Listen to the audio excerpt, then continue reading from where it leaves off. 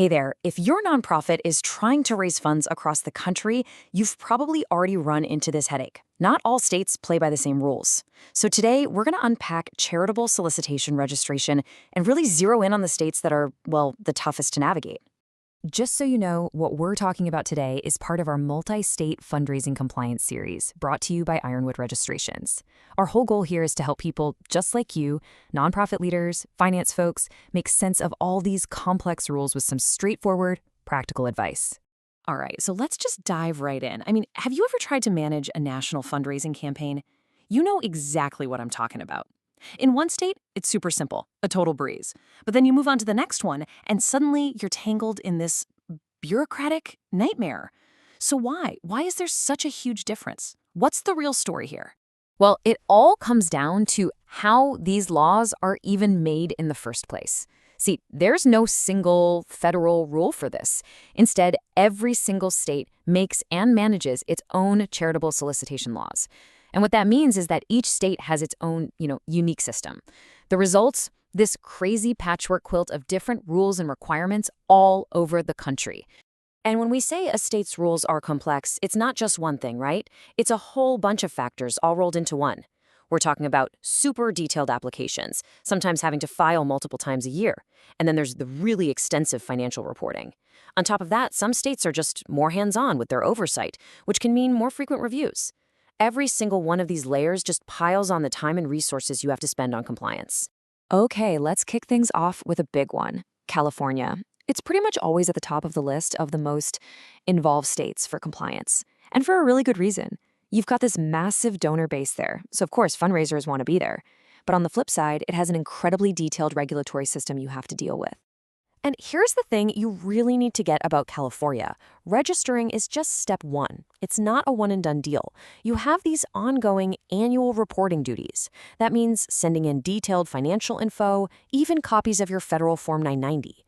It's a process that just keeps going. All right, let's hop over to the East Coast and look at a couple of other key states, New York and Massachusetts. They also have pretty comprehensive systems for oversight, and they pay really close attention to an organization's financials. So New York looks kind of similar at first glance. You've got your registration, your annual filings, but there's a really important twist. Their reporting requirements are actually tiered, and it's all based on how much money you bring in.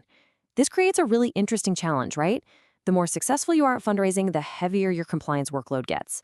You might even trigger requirements for way more detailed financial paperwork.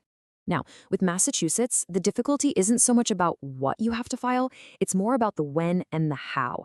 Yeah, they need annual reports with financial disclosures too, but the real challenge is all procedural.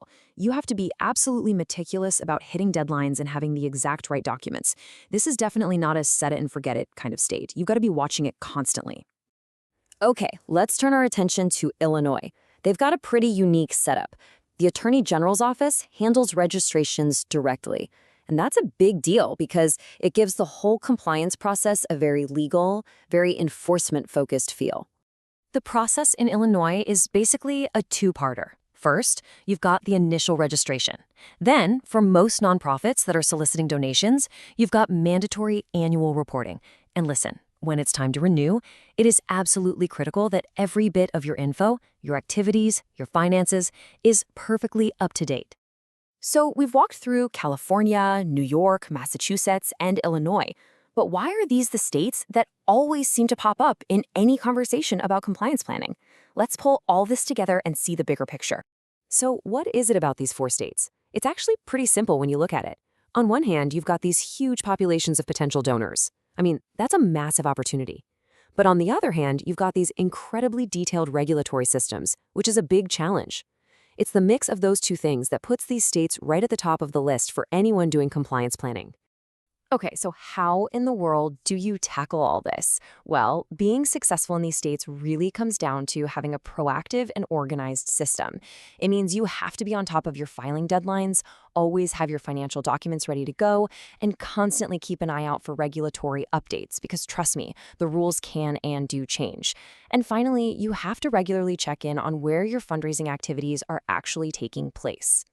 When it comes right down to it, here's the main takeaway. There is no one-size-fits-all approach to charitable solicitation rules. Getting a handle on these state-by-state differences, it's not just about tedious paperwork. It's a core piece of building a national fundraising strategy that's not only successful, but sustainable for the long haul.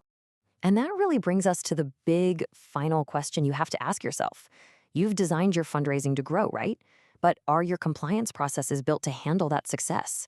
The real challenge isn't just staying compliant right now. It's about building a system that can actually scale up right alongside your ambitions for the future.